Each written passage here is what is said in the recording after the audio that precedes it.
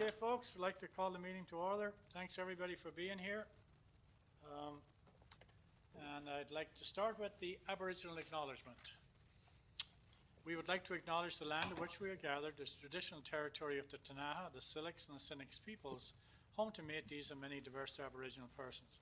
We honor the connection to the land, rivers, and respect the importance of the environment to our strength as a community. And with that, I'd like a motion to adopt the agenda as presented.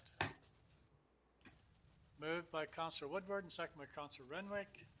Questions or comments? All in favour? Thank you.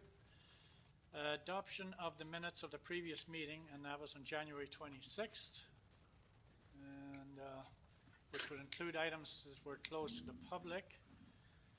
I don't think there was anything on that list. So a mover and a seconder, please.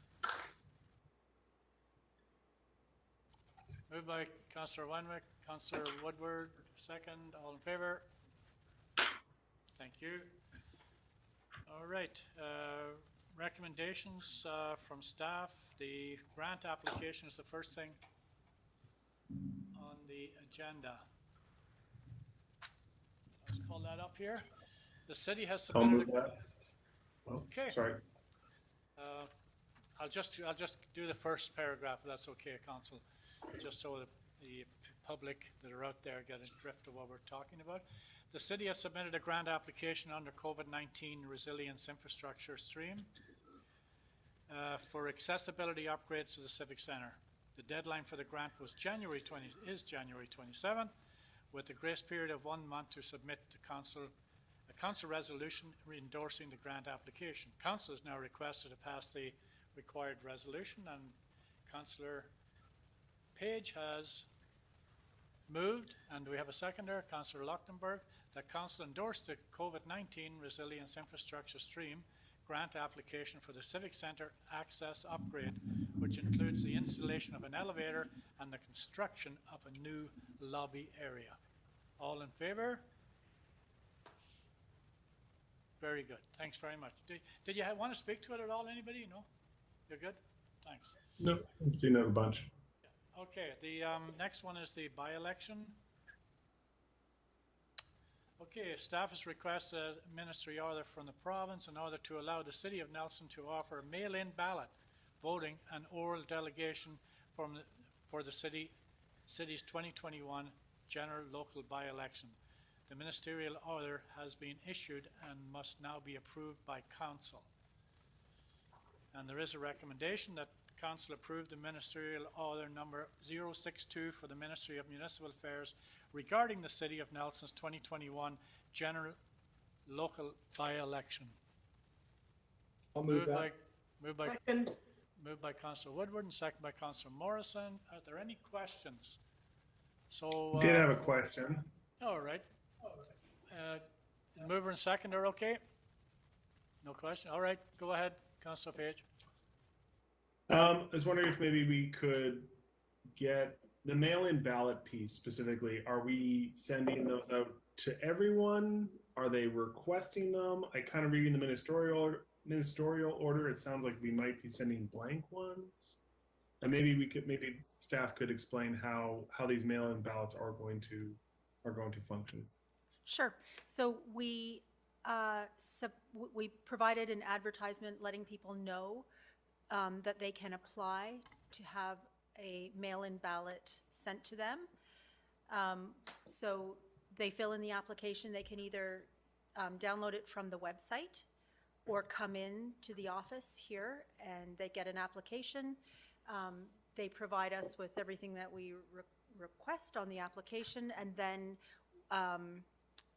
after February 26th, which is the date of the final cutoff for for a candidate to withdraw from the election, we can send off our information for the ballots to be printed.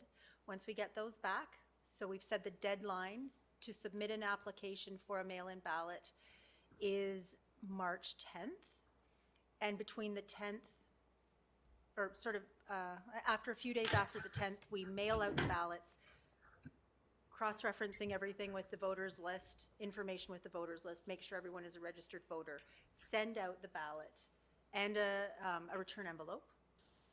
And then by the end of general voting day, we must receive the mail-in ballot. It comes in a secrecy sleeve. But there's checks and balances in place so that we can ensure that people aren't submitting more than one ballot, that they are registered voters, all of that kind of thing. Does that make sense? Yeah, no, I'm not so, I personally am not worried more about double voting, because I think that kind of plays out that doesn't happen Right. as often as people just not getting access to the voting service or system. You said we advertised in the paper. Are we considering any other means of advertising the hows and the whats of getting these ballots and making that really well known for the Yes. entire community? Yep, we have posted it on our website. So there's a page for mail-in ballot information. We've also posted it on Facebook, and we will do another update on Facebook and another push through social media. The other thing that we have done is, rather than holding special voting opportunities, which would be a challenge with COVID, we've sent out an invitation to and information to the special voting facilities where we typically go, to let them know that if they would like to request mail-in ballots, we can accommodate that. We would even go and pick them up from that, from each of those locations. So it's a little bit different this time round because of COVID, but yeah, we've put the offer out to everyone. It's really important to us that we get as many voters as we can. Yeah. Thanks, Officer Whitten. And the other question is there personal in-person voting?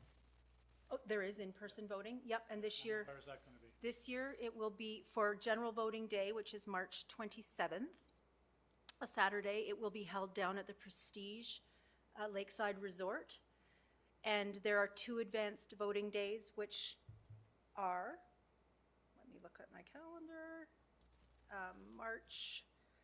Wednesday, March 17th and Wednesday, March 24th. And those days will both be held here at City Hall on the 2nd floor. I just want a supplemental, Mayor, if I may. Yep. The last part of this ministerial order, that voting may be done by mail, and in relation to this may permit electoral registration to be done in conjunction with this voting.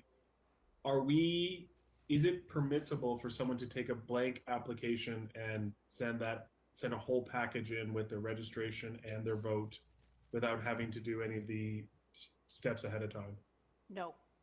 So we require the application first, and then we send out, once we do all that, there's some things that we have to do behind the scenes, some checking of addresses and confirming people who are who they say they are. And so we need the application ahead of time. Okay, thank you.